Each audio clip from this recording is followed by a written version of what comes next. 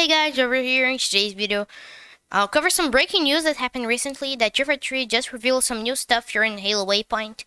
If you want to read more about it, like if you want to read everything, I'll put in the description the link to the Halo Waypoint post. Here on the start, they basically just revealed that they would be doing a Halo Inside post every last Thursday from every month. So this is very cool. And then here they talk a little bit more about the sandbox of the game. Most of the whole things about the sandbox. I think that this is very important because the Halo sandbox is one of the most important things about it. Then here they introduce themselves and say what's their position. Then here they show the battle rifle. The battle rifle, it's using its Halo 2 design. That is personally my favorite. And like it's very beautiful with all the reflections and details in it. Then here they talk about some other weapons, and also they show here the Grapple Shot that you have. That is like very cool. I wasn't expecting it when they launched, like when they showed it on the reveal on summer. So this was very cool. And then they talk a little bit more about the Sandbox Design, and then they showed its main points, their main objectives with the Halo Sandbox. So they separate this in some parts. First is the dance. Like don't interpret it that like they're adding dances like in Fortnite. Like you're talking about the movement in the game. Because when you have a very good weapon sandbox and very good movement, you basically just do your thing and you're able to kill other people. How they say here. Player goal. Players feel combat is in their own hands to win or lose. Halo's combat dynamic is a rhythm of engagement, reactive, and a cerebral dance, and feels like a symphony of combat choices. And like this is basically what we're referring when we say dance. Because, for example, when you shoot at the clips that you can find on YouTube of people getting a lot of kills, like overkill, things like that. That people are basically dancing a certain way because you need to follow a rhythm and need to know how to use each weapon, how to counter all the moves of your opponent, and this shows how good the player really is. And this is a very unique thing that only Halo has, but this only can happen if you have a very good balanced sandbox. And then here they talk about the tool engagement, and I agree because in some Halo games the tools are very similar. Because for example, in Halo 5 and 4, we had a very convoluted sandbox, even more in Halo 4, because for example, the light rifle. The light rifle, that thing was basically a battle rifle and a DMR fused into one gun. It wasn't unique, like it was very good as well. So basically the combat tool, the weapon sandbox was very convoluted, and this one things that they're trying to do is make each weapon or piece of equipment have a distinct feel and skill to use effectively. This is very good for the competitive scene of the game. And then they also want us to feel like Spartans, armored super soldiers, not just regular foot soldiers. For example, in Halo 2 had a big problem with this, because basically we're the second weakest thing on the game, just losing. The only thing that was weaker than us, in this case Master Chief, was the flood infection form, that little thing that infects the people. So yeah, we were very weak in Halo 2. The difference was that we needed to know how to use our weapons, but it wasn't very balanced. And by focusing a lot on making the tool engagement very good, you won't have this problem. Here we can see Master Chief sitting around some weapons, like a Spartan will do normally. I don't know what Spartans do while they're waiting between battles. This is a Halo 3 Master Chief. I don't know why there is a Halo 3, but it's still very cool.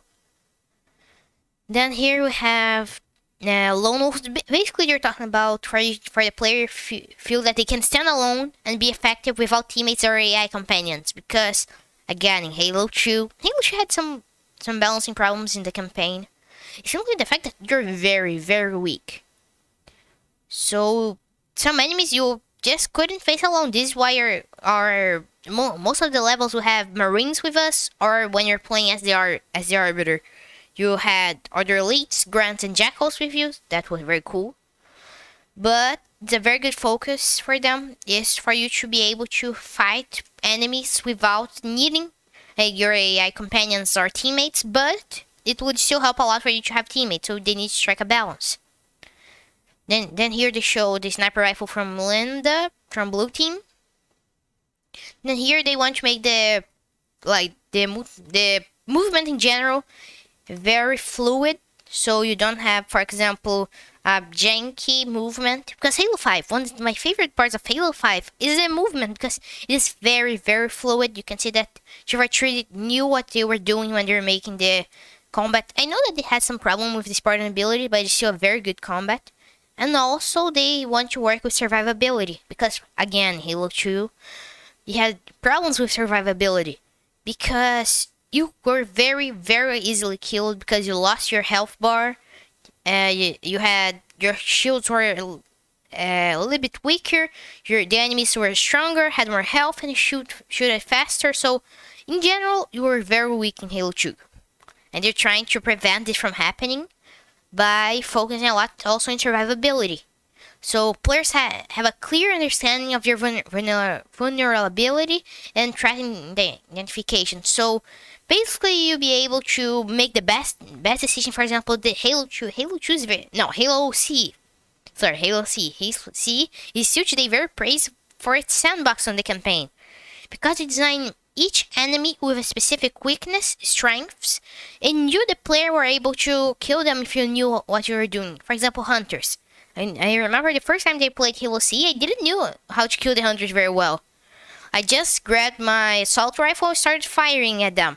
But then that I learned that all you need is to shoot them on their exposed parts, like they're back. You were able to kill them simply. And now, every time they see a hunter, I just wait him for attack, dodge, and shoot him in the back with my pistol. This is a very unique thing of Halo. And also, they want to shield tuning, so you have enough shields so you can still be strong and feel like a super soldier, but not so strong that you feel like a god. Then they talk a little bit more about things, the vehicles, and then the equipment, like the shield barrier. This is very, very cool. Most of those things are based from Halo 3. But Halo 3 had equipment, it was very cool, and added a lot of skill to the game, because if you knew how to use each equipment correctly, you were able to have an advantage over your opponents. Again, showing Halo's strong points, because the whole combat is very balanced. This is the whole thing that makes Halo so unique. And the equipment were a very good addition that I don't know why they took out in Halo Reach.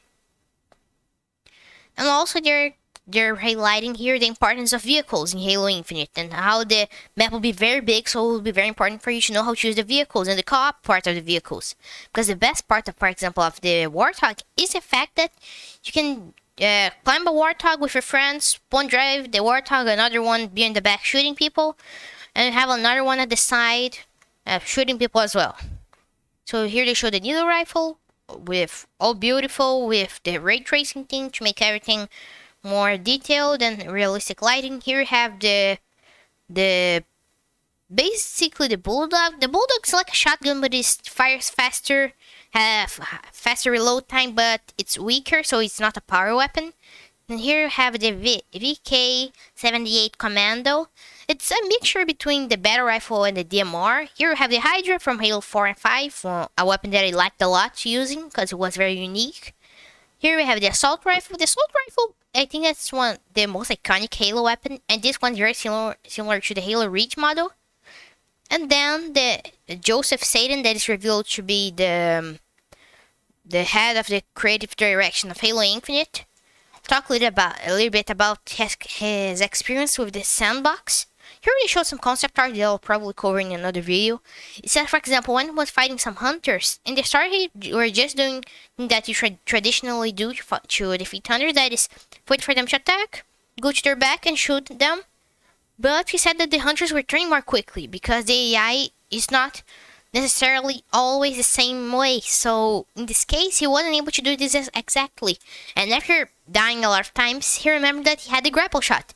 And using the grapple shot, he shoot the back, went there and was able to kill the hunters. And he said that this shows again that the grapple shot is a weapon that adds a lot to the sandbox. So I think that that's it for news. I'll probably make another video talking about the things that I haven't covered yet. So give a like and subscribe if you want to see more things about this. And see you in the next video. Peace.